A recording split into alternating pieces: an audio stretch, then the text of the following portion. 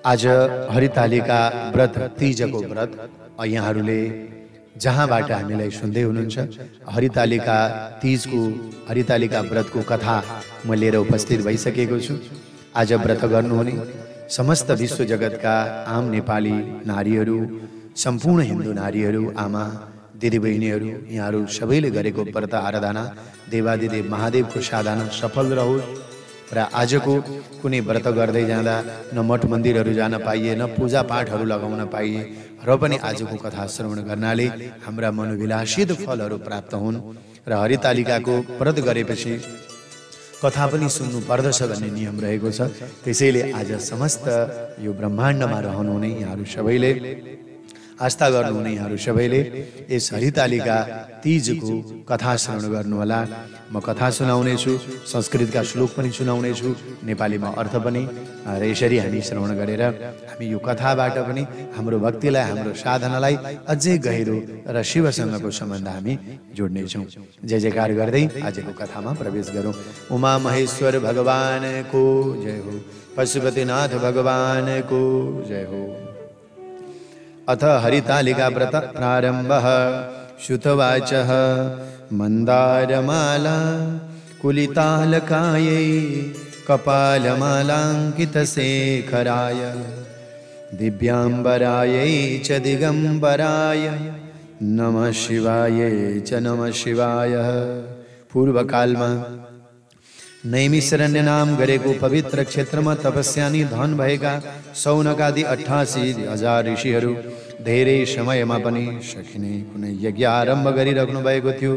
त्यसै अवसरमा वेदव्यास ऋषिका मन परेका परम शिष्य, जसलाई व्यासजीले सबै शास्त्रमा निपुण तुल्याउनु भएको थियो, तिनै सुतजी महाराज हुनुहुन्थ्यो। सुतजी भ्रमण गर्दै गर्दै नैमिषारण्य क्षेत्रमा 88,000 सौनकादि ऋषिहरू भएको ठाउँमा आइपुग्नुभयो।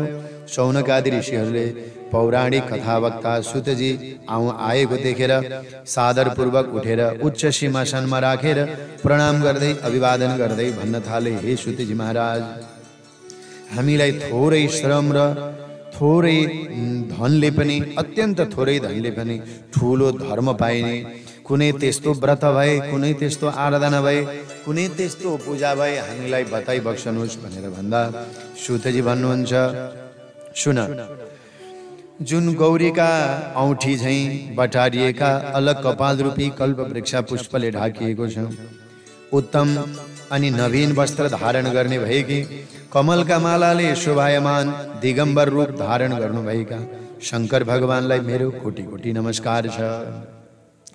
कैलास शिखरे रम्य गौरी प्रेक्षते शंकरम गुह्याद् गुह्यतरम गुह्यम कथयस्व महेश्वरम सर्वेशं सर्वधर्माणं अल्पयाशं महात्फलं प्रसन्नोपि यदा नाथं तथ्यं ब्रूहि ममाग्रत।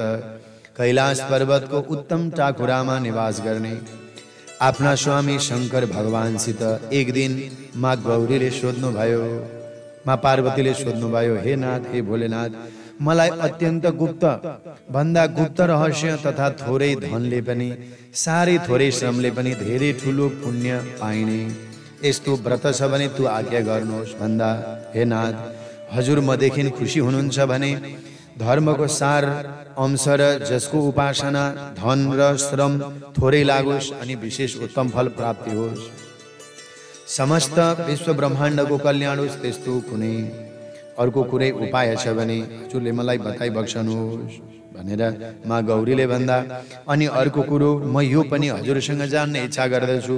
माता गौरी भोलेनाथसँग भन्नुहुन्छ, म कुनै व्रतको फलले, म कुन चाहिँ व्रतको फलले अथवा कुन व्रतको प्रभावले म यस्ती हुन पाएँ, हे जगदीश्वर, हजुर आदि मध्य अन्त्यबाट रहित हुनुहुन्छ, यस्ता हजुरलाई मैले कुन दान गरेर प्राप्त गरेँ, कुन व्रत गरेर प्राप्त गरेँ, कुन धर्मले, कुन तपस्याले प्राप्त गरेँ, त्यो पनि आज्ञा होस्। केन त्वं हि मया प्राप्तस्तपोदान व्रतादिनि आदिमध्यान्तरहितो भर्ता चैव जगत् प्रभु। ईश्वरवाच शृणुदेवी प्रवक्ष्यामि तवाग्रे व्रतमुत्तमं यद्गोप्यं मम सर्वस्वं कथयामि तव प्रिये। सुन, अपनी प्रियतमा पार्वती को यस्तो प्रश्न सुनेर भगवान शंकर आज्ञा गर्नुहुन्छ, हे भद्रे हे गौरी, अब तिमी त्यो कथा सुन जुन मेरो सर्वस्व हो त्यही म भन्दछु। आकाशमा जस्तै ताराहरूमा चन्द्रमा, नवग्रहहरूमा आदित्य, चारै वर्णहरूमा प्रधान, उच्च कोटिका साधना र तपस्यारत ब्राह्मण, सबै देवताहरूमा भगवान विष्णु, जस्तै नदीहरूमा गंगाजी, समस्त पुराणहरूमा महाभारत, चारै वेदमा सामवेद, इन्द्रियहरूमा श्रेष्ठ मन हो त्यस्तै गरेर वर्णानां च यथा विप्रो देवानां विष्णुरेव च, नदीनां च यथा गंगा, पुराणानां च भारतम्, पुराणवेद सर्वस्वम् आगमेन यथोदितं, शृणुष्व मेकाग्रमनसा व्रतं श्रेष्ठं पुरातनं। जुन प्रकारले उत्तम श्रेष्ठ व्रत कहिन्छ त्यस्तै पुराण भनेको वेदहरूको सर्वस्व हो। यो कुरा समस्त शास्त्रहरूले स्वीकार गरेका छन्। हे गौरी, अत अब तिमी एकचित्त भएर लौ सुन। जुन व्रतको शक्ति र प्रभावले तिमीले मलाई प्राप्त गर्यौ त्यो पनि म तिमीलाई सुनाउँछु। येन व्रत प्रभावेण प्राप्त धर्माशनं मम तत्सर्वं कथयिष्यामि त्वं च मे प्रेयसि। भद्रे मासिषते पक्षे तृतीयां हस्तसंयुक्तं मदनुष्ठानमात्रेण सर्व पापे प्रमुच्यते। शृणुदेवी त्वया पूर्वं यद्व्रतं हि विहितमदं तत्सर्वं कथयिष्यामि यथावृत्तं हिमालये। मलाई पति रूपमा प्राप्त गर्न समर्थ भयो। मेरो अर्धासनमा तिमी बसेकी छौ, मेरो नजिकै बसेको छु, मेरो अत्यन्त प्रिय छौ, त्यसैले म यथार्थ रूपमा वर्णन गर्दछु। सुन, तिमी भाद्र महिनाको तिमीले शुक्ल पक्षमा तृतीय तिथि जुन हस्त नक्षत्रले युक्त भएको थियो व्रत हरितालिका व्रतको अनुष्ठान गरेर प्राणी मात्रको समस्त पाप भस्म भएर जाने जुन व्रत तिमीले पनि आफ्नो पिता हिमालयको घरमा रहेर पालना गरेकी थियौ त्यसैको वृत्तान्त म तिमीलाई भन्दछु। एकचित्त भएर सुन भन्दा भगवान शंकरको त्यस्तो वचन सुनेर माता पार्वती भन्नुहुन्छ, हे भोलेनाथ। पार्वती वाच, कथं कृतमया नाथं व्रतानाम् उत्तमं व्रतं तत्सर्वं श्रोतुमिच्छामि तत्सक्ता महेश्वर शिववाच। अस्ति तत्र महान् दिव्यो हिमवान्नं च उत्तमं नानामणि समाकिरणो नानाद्रुम समाकुल। सुनि पार्वती बिन्ती गर्नुहुन्छ, हे प्रभु, त्यो मैले कहाँ र कसरी गरेको थिएँ त्यो हरितालिका तीजको व्रत, त्यो कुरा हे जगदीश्वर हजुरको मुखबाट सुन्ने इच्छा गर्दछु भनेर भन्दा आफ्नी प्रियतमा पार्वतीको इच्छा जानेर महादेव आज्ञा गर्नुहुन्छ, हे मानिनी, हे भामिनी, हिमालय नामको एउटा उत्तम र ठुलो गिरिराज पर्वत छ। त्यहाँ अनेक प्रकारका चिर आदि साना ठुला वृक्षहरूले सुशोभित छन्। त्यहाँ अनेक थरीका पक्षीहरू आफ्ना सुमधुर स्वरले अनेक पथिकलाई आनन्द प्रदान गर्दछन्। अनि त्यही साना ठुला मृगहरू, सिंह, व्याघ्रहरू, वन्यजन्तुहरू पनि निर्भय भएर डुलिरहन्छन्। देवताहरू, सिद्ध गन्धर्व, चारणहरू, गुह्यहरू प्रसन्न मनले निर्भय भएर डुलिरहन्छन्। गन्धर्वहरू अनेक गीतहरू गाउँदछन्। आनन्दले विचार गर्ने त्यो वनमा त्यस पर्वतमा स्फटिकका वैदुर्यमणि सुनका चाँदीहरूले अनि उच्च श्रृङ्गहरूले आफ्ना लामा बाहुबलले स्वच्छ आकाश लेख्ने झैं देखिएका छन्। तिनको स्पर्शले कुनै विनयी सखा अनि निज सखाको मन्दिर घरलाई स्पर्श गरिरहेको आवाज पर्दछ। त्यो हिउँले छोपिएको भागीरथी कलकल ध्वनिले सधैँभरि प्रतिध्वनि भइरहने। हे प्रिय, तिमीले बाल्य अवस्थामा त्यही स्थानमा बसेर मेरो 12 वर्षसम्म निकै कठोर तपस्या गरेकी थियौ अधोमुखी भएर। अनि तिमीले अनेक प्रकारका चीजहरूलाई ग्रहण गर्दै आज तिमीले बितायौ। त्यस पछाडि 64 वर्ष पर्यन्त वृक्षहरूबाट झरेका पाकेका पातहरू खाएर तप गरेको थियौ। पुष माघको जाडोमा जलमा उभिएर तिमीले त्यही पर्वतमा बसेर, त्यही नदी तलाउमा बसेर, पर्वतमा हिमगुफामा बसेर तपस्या गरेकी, व्रत गरेकी। वैशाख ज्येष्ठको महिनामा आगो तापेर तिमीले तप गरेको थियौ। श्रावणं च बहिर्वासा अन्नपान विवर्जिता दृष्टा तातेन तत्कष्टं चिन्तया दुखितो भवत्। अनि पार्वती श्रावण र भादौको महिनामा खानपान त्यागेर खुल्ला मैदानमा अर्थात् कुनै छाया पनि नभएको, कुनै ओता पनि नभएको चौरमा बसेर तिमीले तपस्या गर्यौ। तिम्रा पिता हिमालय त्यसरी कष्ट खपेर आफ्नी परम सुन्दरी छोरीले तपस्या गरेको देखेर अत्यन्त व्याकुल भए। अनि गौरी, अनि तिम्रा पिताले विचार गरे, यी तपस्विनी कन्या कसलाई सुम्पिने हो? सानैदेखि तपस्यामा रहिन्छन्, कसलाई दिने भनेर कस्मै कन्या प्रदीयते, मेरी यी प्यारी सुन्दरी छोरी कसलाई दिने भनेर तिम्रो पिताजीको मनमा कुरा खेल्यो। त्यही अवसरमा ब्रह्माजीको सामुन्नेमा त्यही अवसरमा ब्रह्माजीका मानस पुत्र देवर्षि नारदजी वीणा बजाउँदै बजाउँदै नारायणको ध्वनि गाउँदै तिमीलाई हेर्ने इच्छाले त्यही पर्वतमा आउनुभयो। हिमालयले खूब नारदजीलाई देखेर उच्च आसनमा राखेर स्वागत गरे, सम्मान गरे। विनम्र भावले नारदजीको प्रणाम गरे। देवर्षि नारदजीले उच्च आसनमा राखिसके पछाडि तिम्रा पिता हिमवानले सोध्दा भए, हे देवर्षि नारद, हिमवान उवाच किमर्थम् आगतं स्वामिन् वदस्व मुनिषत्तमं महद्भाग्येन सञ्जातं तदागमनमुत्तमं। नारद उवाच शृणु शैलेन्द्र मद्वाक्यं विष्णुना प्रेषितोऽस्म्यहं योग्यं योग्याय दातव्यं कन्यारत्नमिदं त्वया। हजुरको आगमनले मलाई आज मेरो घरमा मङ्गल छाएको छ। सन्तको आगमनले सुखको लागि हुँदछ। कुनै पूर्व वा अहिले कुनै मैले उत्तम कर्म गरे क्या हो महाराज? हिमालय भन्नुहुन्छ, हे देवर्षि नारद, किनभने हजुर जस्ता तपस्वी ज्ञानी ध्यानीको त्रिकालदर्शी मुनिको आज मेरो घरमा आगमनले मेरो घर धन्य भयो। अन्त के कारण परेर यो हजुरको शुभ आगमन भएको हो? मेरो केही सेवा छ भने आज्ञा होस् भनेर तिम्रा पिताले भन्दा, हे गौरी, हिमालय तिम्रा पिताजीको वचन सुनेर नारद मुनि आज्ञा गर्नुहुन्छ। हे नगाधिराज, म भगवान विष्णुको आज्ञाले यहाँ आएको हुँ। तपाईकी कन्या रत्न सुन्दरी छोरी माग्ने कन्यार्थी भएर यहाँ आए। फेरि योग्य कन्या र सुयोग्य वरलाई सुम्पनु धेरै राम्रो कुरो। देवर्षि नारद भन्नुहुन्छ, वासुदेवे समो नास्ति ब्रह्मशक्र शिवादिषु तस्मै देया त्वया कन्या अत्रार्थे सम्मतिर्मम। हिमवानुवाच वासुदेव स्वयं देव कन्यां प्रार्थयते यदि तदा मया प्रदातव्य तदागमन गौर। तिम्रा पिताजीले सोधे पछाडि देवर्षि नारदजीले भन्नुभयो, सुन हिमालय, एउटा खबर लिएर आएको छु। यो ब्रह्माण्डमा भगवान विष्णुको समान यस ब्रह्माण्डमा अरू कुनै पनि देवता छैन। योग्य कन्या योग्य वरलाई दिनु सबैभन्दा उत्तम हुन्छ। हे नगाधिराज, म भगवान विष्णुको आज्ञाले भगवान विष्णुको केही सन्देश लिएर आएको छु। तपाईकी कन्या रत्न माग्ने कन्यार्थी भएर यहाँ आएको छु। फेरि तपाईकी यस्तै परम तपस्वी सुन्दरी कन्या सुयोग्य वरलाई दिनु राम्रो हुन्छ। विष्णुको अलावा अरू यो संसारमा हजुरकी छोरीको लागि को त्यस्तो वर होला र भनेर देवर्षि नारदजीले तिम्रा पिताजीलाई भन्नुभयो। अनि भगवान शंकर पार्वतीलाई भन्नुहुन्छ, देख्यौ गौरी, अनि देवर्षि नारदजीका यस्ता वचन सुनेर तिम्रा पिताले भन्नुभयो, वासुदेव स्वयं देव कन्यां प्रार्थम यते यदि तदा मया प्रदातव्य तदागमन गौरवात्। आज मेरो जीवन धन्य भयो, मैले जन्म लिएको धन्य भएँ, मेरी छोरी प्राप्त गरेको मैले धन्य भएँ। किन? नारदजीको वचन सुनेर हिमालय भन्नुहुन्छ, स्वयं विष्णु भगवानले नि मेरो कन्या माग्नलाई हजुर जस्ता परम तपस्वीलाई पठाउनु भयो। अब मेरो मनमा कुनै शङ्कै पनि छैन। शिव, इन्द्र, अग्नि, वरुण, ब्रह्मा आदि कोही पनि देवताहरू विष्णु समान कोही पनि रहन सक्दैनन्। त्यसैले मेरो अहोभाग्य हो। फेरि तपाईँ यो आज सन्देश लिएर आउनु भएको छ, यो खुसीको सीमा रहेन।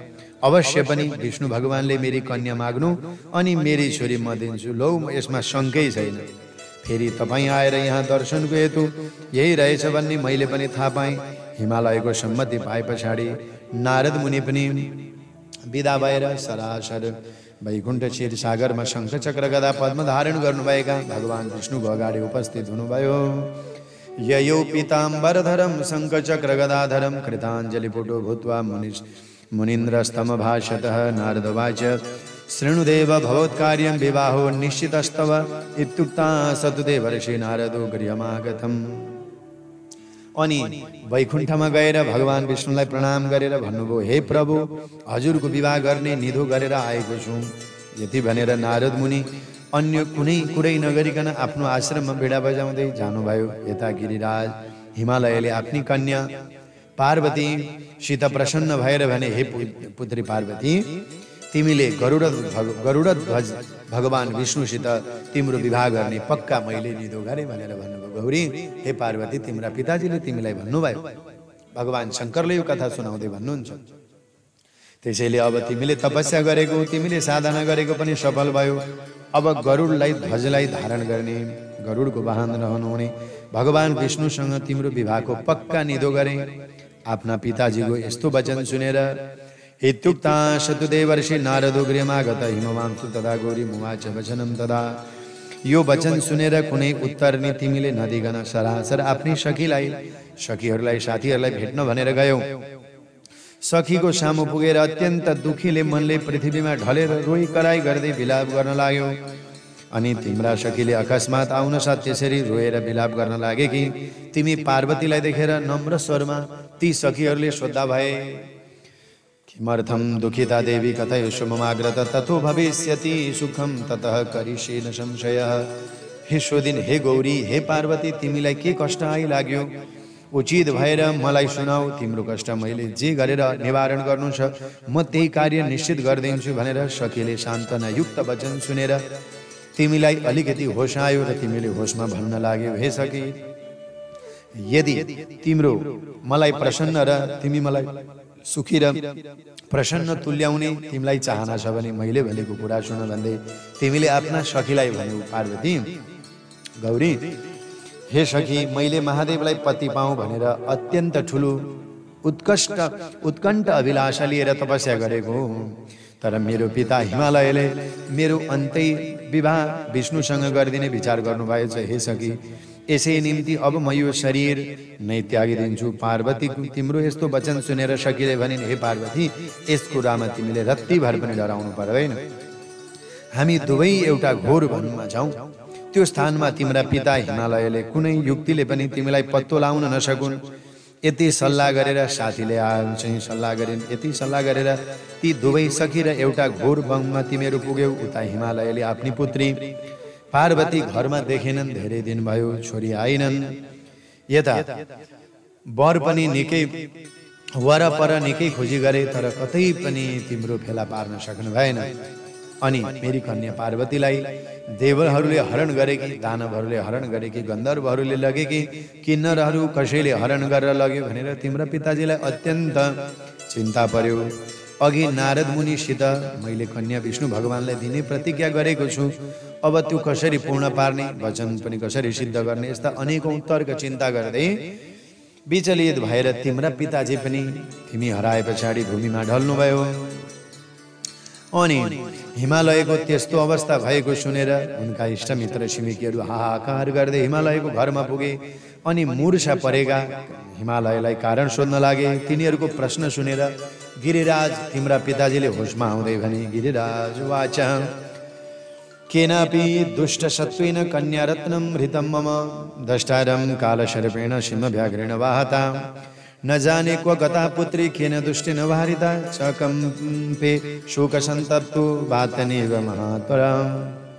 तरु कुनै पापिष्ट दुष्टात्माले मेरी पुत्री पार्वतीलाई अपहरण गरेर लग्यो, अथवा कुनै कालरूपी सर्पले जंगलमा डस्यो, या त कुनै सिंह व्याघ्र आदि कुनै वनको जन्तुले खायो। मेरी पुत्री पार्वतीको कतै पत्ता पाउन सकिन। कहाँ गइन् केही थाहा छैन, केही पाउन सकिन। अवश्य कुनै पापीले हरण गरेर लग्यो होला। यस्तो कुरा गर्दै आकाशमा चिन्ता शोक बढेर ठुलो हुरुले कम्पित पारिएको महान वृक्ष जस्तै फेरि थरथर थर तिम्रा पिता काम्न थाले। अनि हेर पार्वती, भगवान शंकर भन्नुहुन्छ, तिम्रा पिता हिमालयले बाघ भालु आदि सिंहक जन्तुहरूले भरिएको वनमा गएर तिमीलाई खोज्न थाले। यताउति तिमी आफ्नै सखीहरूको साथमा एउटा अत्यन्त डरलाग्दो घोर जंगलमा पुग्यौ। त्यही एउटा सुन्दर नदी कलकल गर्दै बगिरहेकी थिइन्। त्यही नदीको तटमा एउटा अन्धकारयुक्त गुफा थियो। पार्वती, त्यो गुफा तिमीले देख्यौ अनि सखी सहित तिमी त्यही गुफामा गएर लुकिरह्यौ। तिमीलाई भोक प्यास सम्पूर्ण कुराहरू त्यागेर त्यस स्थानमा पार्वती सहित श्री महादेवको बालुवाको शिवलिङ्ग स्थापना गरेर तिमीले स्थापना गर्यौ। त्यो दिन थियो आजकै दिन, यानी कि भाद्र महिना शुक्ल पक्ष तृतीयाकै दिन थियो। संयोगवश हस्त नक्षत्र पनि परेको थियो। अनि त्यही भएर तिमीले बालुवाको शिवलिङ्ग स्थापना गरेर एकाग्र मनले मेरो पूजा गर्यौ, आराधना आरम्भ गरिदियौ। गीत वाद्य सहित भएर रात्रिमा नसुतेर जागराम पनि गरेर बितायो। यसरी यस प्रकारले तिम्रो इच्छित र उत्तम व्रत परिपूर्ण भयो। अनि त्यही व्रतको प्रभावले कैलाश पर्वतमा मेरो आसन हल्लिन लाग्यो। पार्वती, यस कारणले अनि म तत्काल प्रस्थान गरेर तिम्रो सामुन्नेमा उपस्थित हुन पुगे। त्यस बेला तिमी आफ्नी सखीका सामु त्यही बसेको थियौ अनि मैले आफ्नो ज्योति स्वरूपको दर्शन दिएर तिमीलाई हे शुभे तिम्रो मनमा जे इच्छा छ त्यो वरदान माग तेन व्रत प्रभावेण आसनं चलितम मम प्रसन्नोस्मि मया प्रोक्तम वरम रुहि वरानने तिम्रो के इच्छा छ वरदान माग भने अनि तिमीले भन्यौ हे देवादिदेव महादेव यदि मसँग हजुर प्रसन्न हुनुहुन्छ भने पार्वती वाच तिमीले के भन्यौ त यदि देव प्रसन्नोस्मि भरता भव महेश्वर तथेत्युक्ता तु सम्प्राप्त कैलाशम पुनरेव च हे भोलेनाथ हे शंभु मेरो मनमा इच्छा लागेको वरदान यही हो यदि हजुर मसँग प्रसन्न हुनुहुन्छ भने मलाई पत्नी रूपमा स्वीकार गर्नुहोस् वा मेरो स्वामी बन्नुहोस् भनेर तिमीले भन्यौ तिम्रो यस्तो बिन्ती सुनेर मैले तथास्तु भनेर भनिदिएँ अनि त्यहाँबाट म अन्तर्धान भएर सरासर कैलाश पर्वतमा पुगेँ यता जब उज्यालो भयो अनि उज्यालो भयो तब तिमीले पूजा गरेको त्यो पार्थिव बालुवाको शिवलिङ्ग नदीमा लगेर तिमीले विसर्जन गर्यौ वनमा पाइने अनेक प्रकारका कन्दमूलहरू फलफुलहरू खाएर सखी सहित तिमीले व्रतको पारायण गर्यौ र सखी सहित त्यही तिमीले विश्राम गरिरह्यौ तिम्रा पिता गिरिराज हिमालय पनि भोक प्यास त्यागेर कष्टपूर्वक तिमीलाई खोज्दै खोज्दै त्यही जंगलमा आइपुगे व्रत परिपूर्ण भएपछि अनि यता उता चारैतिर तिमीलाई खोज्न लागे अनि नदी तटमा दुईवटी कन्याहरू सुतिरहेको देख्न साथ उनले चिने अनि नजिकै गएर आएर भने विशेष प्रसन्नताले तिमीलाई उठाएर काखमा लिएर रुन थाले केही बेरमा चित्त शान्त भए पछाडि सोधे हे पुत्री हे पार्वती तिमी यो हिमस्रक वनमा बाघ भालु आदिले भरिपूर्ण भएको यो निकट जंगलमा तिमीले त्यो घर सुन्दर महल छोडेर किन आएकी अनि तिमीले उत्तर दियौ हे पिताजी म यहाँ आउनको कारण भन्दछु सुन्नुहोस् भनेर तिमीले पिताजीलाई भन्यौ तपाईँ मलाई विष्णु भगवानलाई सुम्पिदिन तयार हुनुहुन्थ्यो मलाई त्यो कुरो मन परेन म घर त्यागेर जंगल आएकी हुँ अब तपाईले मेरो विवाह कैलाशपति महादेवसित गरिदिन तयार हुनुहुन्छ भने मात्रै म घर जान तयार छु अनि विवाह पनि गर्दछु यदि मेरो वचन मान्नुहुन्न भने म यही बसिरहन्छु कतै पनि जान्न भनेर तिमीले आफ्ना पिताजीलाई भन्यौ ददासि तात यद मामम ईश्वराय तदा गृहम् आगमिष्यामि नैवं चेद यह स्थास्यामि निश्चितम नभए म यही स्थानमा निश्चित भएर बस्नेछु भनेर तिमीले पिताजीलाई भन्यौ तिम्रो कुरा सुनेर पर्वतराज हिमालयले भने हे पुत्री तिम्रो इच्छा अनुसार म महादेवसितै तिम्रो विवाह गरिदिन्छु यति भनेर बुझाए पछाडि तिमी पनि घर गयौ अनि तिम्रा पिताले वैदिक विधान संस्कार गरेर विवाह विधिले मेरो जिम्मा लगाए अनि हे पार्वती त्यो त्यही हरितालिका व्रतको प्रभावले जसले यो तिम्रो अखण्ड सौभाग्य बढ्यो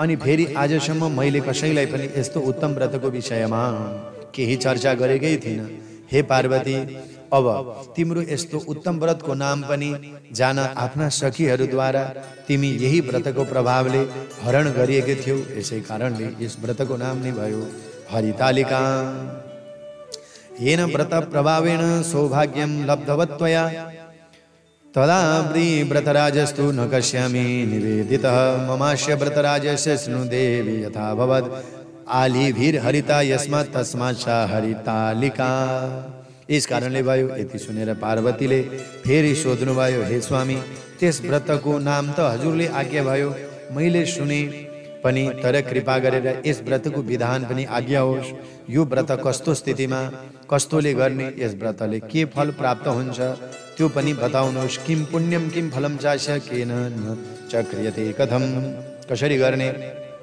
पार्वती को प्रश्न सुनी शंकर जी आज्ञा गर्नुहुन्छ हे गौरी यो सौभाग्य बढाउने व्रत हो आफ्नो सौभाग्य अटल राख्ने इच्छा हुनाले यत्नपूर्वक व्रत गर्नु देशकाल परिस्थिति अनुसार नै व्रत गर्नु यस प्रथममा वेदी बनाएर शिव चाहिँ वेदीको वरिपरि चारवटा कुनाहरूमा सकेसम्म केराका थामहरू गाड्नु चारैतिर तोरणहरू अनि त्यस पछाडि कपडाहरू अनि त्यस पछाडि सुन्दर चाहिँ तोरण झुण्डाहरू झुण्ड्याउनु अनेक प्रकारका रङ्गी बिरङ्गी वस्त्रहरूले मण्डपलाई सुन्दर बनाउनु अनेक अनेक प्रकारका वासनाहरू आउने सुगन्धित चन्दनादि सामग्रीहरूले लेपन गर्नु शङ्ख घण्ट ढोल मृदङ्ग आदि बाजाहरू बजाउनु अनि यो वेदी स्थापना गरेर यज्ञको मण्डप तयार गरेर यस महादेवको मन्दिरमा मन्दिर स्थापना गरेर बालुवाको शिवलिङ्ग सहित पार्वती भएको त्यही मण्डपको माझमा स्थापित गर्नु वरिपरि दीप कलश गणेशहरूले सजाउनु अनेक थरीका सुगन्धित द्रव्य नाना प्रकारका फलफुल नैवेद्यहरू आँप केरा चियामिर मौसमी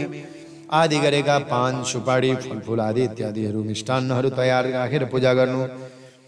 मूलका मन्त्र अनुसार धूप दीप नैवेद्य आदि चढाउनु। ओम नमः शिवाय भन्नु नछोड्नु। आरम्भ गरेर देहि मामम्ब पार्वती यो मन्त्रहरू पढेर ओम नमः शिवायहरू पढेर उमा महेश्वराभ्याम नमः पढेर चन्दन अक्षता फूल फल आदिद्वारा महादेवको पूजा गर्नु। शिवा अथवा शिवप्रिया प्रकृति कारुणा पार्वती मङ्गल स्वरूपा जगत रूपा तपाईँलाई नमन छ भनेर भगवानको स्वरूपलाई चिन्तन गर्दै नमन गर्नु। नमः शिवाय शान्ताय पञ्चवक्त्राय शूलिने नन्दी भृङ्गी महाकालन गन्धयुक्ताय शम्भवे ब्रह्मचारिणी जगतधात्री सिंहवाहिनी देवीलाई बारम्बार नमस्कार गर्नु। संसारको भयबाट पीडित संतप्त भएको अवस्थामा मेरो रक्षा गर्नुहोस् भनेर प्रार्थना गर्नु। हे पार्वती, हे माहेश्वरी, हे शिवा, हे पार्वती, जुन कामनाले यो व्रत गरिरहेको छु त्यो मेरो कामना पूर्ण पार होस् भनेर भगवानको पूजा गर्नु। अटल सुख शान्ति समृद्ध रहोस्, सौभाग्य बढोस्, सम्पत्ति बढोस् भनेर भगवानसँग कामना गर्ने। फेरि महादेवजी आज्ञा गर्नुहुन्छ, आफ्नो शक्ति अनुसार वित्त साठ्य नगरिकन गौदान, सुवर्णदान, अन्य अन्य निमित्त र ब्राह्मणहरूलाई पनि दक्षिणा दिन सकिन्छ। अथवा ब्राह्मणहरूलाई पनि सौभाग्यका सामग्रीहरू बाँड्न सकिन्छ। यसरी नै गर्नुपर्छ। वस्त्र आभूषणहरू भक्तिपूर्वक चढाउनु। जे चढाइन्छ त्यो भक्ति होस्, त्यसमा श्रद्धा होस्, सकिन्छ। सौभाग्यका सामग्रीहरू गर्ने, गौदान गर्ने, पुण्यपात्र गर्ने, जे गरेर पनि यस व्रतलाई उद्यापन गर्न सकिन्छ। पार्वती, जुन नारी आफ्ना पतिसहित श्रद्धा भएर पतिको आज्ञा लिएर भक्तिपूर्वक यो सर्वश्रेष्ठ हरितालिकाको व्रत गर्न नसक्नेहरूले हरितालिको कथा सुन्दछन्। हे पार्वती, त्यसैले जुन नारीहरू देशकाल परिस्थिति अनुसार पूर्ण रूपमा हरितालिका तीजको व्रत गर्न सक्दैनन्, कुनै गल्ती भएको त्रुटि भएको भान गर्दछन्, तर पति साथमै हुनुहुन्छ भने पतिलाई साथमा लिएर श्रद्धापूर्वक भक्तिपूर्वक व्रतको परिपूर्णताको लागि जसले यो कथा सुन्छ भने हरितालिकाको कथा सुन्नेलाई त्यस्ता समस्त पाप नष्ट भएर जान्छन्। अटल सौभाग्य प्राप्त हुन्छ। भर्ता सह कथाम श्रुत्वा भक्ति युक्तेन चेतसा कृत्वा अमृतेश्वरम देवी सर्व पापे प्रमुच्यते। यदि कोही साथमा छैन, पति साथमा छैनन् भने मेरो साथमा, मेरो हृदयमा महादेव हुनुहुन्छ, यो भावले पूजा गर्ने, कथा सुन्ने गर्नुपर्दछ। त्यस्तालाई 7 जन्मसम्म पनि निष्कण्टक राज्य मिल्छ। सप्त जन्म भवेद राज्यम सौभाग्यम चैव वर्धते। तर त्यो व्रत गर्दा श्रद्धा र भक्ति र विश्वासको आवश्यकता हुन्छ। यस व्रतको प्रभावले अखण्ड सौभाग्यको वृद्धि हुने। जुन नारी भाद्र महिनाको शुक्ल पक्षको तृतीयाको दिन व्रत नगरेर बस्दछन्, मनपरी अनेक चिजहरू खाँदछन् भने त्यस्ता नारीहरू 7 जुनीसम्म पनि अनेक प्रकारका दुःख भोग्ने, सन्तान रहित हुने, सन्तानको आगमन नहुने, फेरि पापले प्रत्येक जन्ममा अनेक प्रकारका वैधव्य योग अनि मृत्यु योग, कष्ट योगहरू आइरहन्छन्। धनहीन हुने, दरिद्र हुने, अनेक कष्टहरूलाई भोग्दछन्। सन्तान शोकले कहिले सुखी हुँदैन। त्यसैले आज हरितालिका तीजको व्रतको दिन कथा सुन्ने, पूजा गर्ने, श्रद्धा भक्ति गर्ने, मनमा महादेवलाई राख्ने। यसो गर्नाले दारिद्र्यम, सम्पूर्ण दुःख दारिद्र्यहरू नाश भएर जाने। हरितालिकाको व्रत त्याग्ने मान्छेले, चाहे नारी मान्छे उसले नरकमा गएर जानु पर्दछ। यस व्रतमा सकेसम्म अन्न खानु हुँदैन। अन्न खाएमा अनेक प्रकारका सुगुर आदि गरेका सुगुर्नीको जुनीहरू पनि जन्म हुन्छन्। त्यसो भएको हुनाले अशक्त, वृद्ध, रोगीहरूदेखि बाहेक अरूले सामर्थ्य भएर श्रद्धाले महादेवको पूजा उपासना आराधना गरेर जलफल आदि ग्रहण गरेर आफ्नो शरीर र सामर्थ्य अनुसार नै व्रत गर्नुपर्दछ। भगवान शङ्कर सावधान गराउँदै भन्नुहुन्छ, सकेसम्म नारीहरूले पानी पनि नपिउनु। तर आफ्ना शरीरमा आदि व्याधिहरू छन्, आफ्नो सामर्थ्य छैन। कलीमा अन्नमय अनि अन्नमा गएर जलमा गएर प्राण रहने भएको हुनाले पानी पिएर महादेवको स्मरणा गर्दै क्षमा मागेर पानी पिउनु पर्दछ। नभए आज व्रत हो भन्ने थाहा पाइकन व्रत हो थाहा पाएर पनि अनेक चिजहरू खाने। श्री महादेवजी आज्ञा गर्नुहुन्छ, हे पार्वती, यस कारणबाट प्रत्येक नारीले यो प्रतिवर्ष गर्दै रहनु पर्दछ। तर जुन दिन अवस्थामा आफ्नो शरीरको अवस्था अनुसार, युग अनुसार गर्न सकिँदैन, त्यो अवस्थामा भगवानसँग क्षमा माग्ने, भगवानको पूजा गर्ने, प्रार्थना गर्ने सच्चा मनले व्रत बस्नु पर्दछ। सुन, चाँदी, तामा वा बाँसका पात्रमा अन्न, फल, वस्त्र सहित दक्षिणा सहित राखेर अन्तिममा कुनै पूर्ण पात्र सम्झेर कुनै दक्षिणा सम्झेर आफ्ना पुरोहितहरूलाई पठित ब्राह्मणहरूलाई कुनै मठ मन्दिरहरूमा दान दिन सकिन्छ। कतिले पूर्ण पात्र भनेर 256 मुठी चामलको पूर्ण पात्र दान गरेर आफूले व्रतको पारायण पनि गर्ने विधान रहेको छ। त्यो आफ्नो श्रद्धा र सामर्थ्य र श्रद्धाको कुरो हुन्। भएन भने 256 मुठी प्राप्त हुने अन्नको बराबरी केही अन्न भेटी पैसा रुपियाँहरू पनि यथाशक्ति दान गरेर भोजन ग्रहण गर्दा समय अनुसार त्यो व्रतको परिपूर्णता पनि प्राप्त हुन्छ। एवं विधिया कुरुते च नारी त्वया समान सुमते च भरता भोगान अनेकान भुवि भोज्यमान सायुज्यमन्ते लभते हरेण।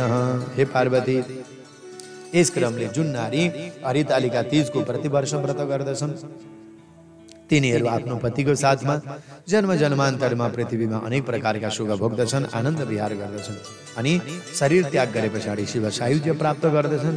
यसमा दुई मत छैन। जो व्यक्तिले हरितालिकाको कथा सुन्नाले पनि 1000 अश्वमेध यज्ञ गरेको फल प्राप्त हुन्छ। त्रिपुरारीले महादेवले आज्ञा गर्नुभयो, हे पार्वती, यसरी मैले तिमीलाई जुन तिमीले सोधे अनुसार कोटि यज्ञ कृतम पुण्यम यस्यानुष्ठान मात्रतः, यो सम्पूर्ण व्रतहरूमा श्रेष्ठ, थोरै लगानी पनि लाग्ने, धेरै मेहनत गर्नु नपर्ने यस्तो व्रतको कथा महात्म्य वर्णन गरेर मैले तिमीलाई सुनाए, जसको पालना गर्नाले करोडौं यज्ञ गरेको पुण्य फल प्राप्ति हुन्छ, जसको कथा सुन्नाले पनि मनोविलासित फलहरू प्राप्त हुँदछन् भनेर अन्तिममा फलश्रुति वर्णन गर्दै भगवान महादेवले पार्वतीलाई सुनाउनु भएको, सौनकादि ऋषिहरूलाई सुतजीले सुनाउनु भएको हरितालिका कथा यथामति सम्पूर्ण श्रोतावर्गहरूमा यस धर्मदर्शन युट्युबको माध्यमबाट पनि मैले यहाँहरूलाई श्रवण गराएँ। बोलो देवादिदेव महादेव भगवानको जय हो। हरितालिका तीज महोत्सवको जय जय हो। चराचर जगतका स्वामी हुनुहुन्छ। आउनुहोस् आजको व्रत, आजको सेवा, आजको आराधना देवादिदेव महादेवमा अर्पण गरौँ। पूजा गर्नुभयो अनि त्यस पछाडि गएर कथाहरू पनि सुन्नुभयो। यदि शरीरमा तमाम रोगहरू थिए, अस्वस्थ हुनुहुन्थ्यो भने आफ्नो शरीरको अवस्था अनुसार भगवान महादेवलाई स्मरण गरेर क्षमा याचना गर्दै आदि इत्यादि तपाईँले खाने कुराहरू खानुहोला, मनमा सन्देहहरू नराख्नुहोला भन्दै हरितालिका तीजको व्रत कथा यही पूर्ण गरेँ। हरितालिका तीज व्रत कथा यही यहाँहरू समक्ष विश्राम गर्दै यस कथा यहाँहरूलाई सुनाएँ। सबैले कमेन्टमा हर हर महादेव, ओम नमः शिवाय भनिदिनु होला।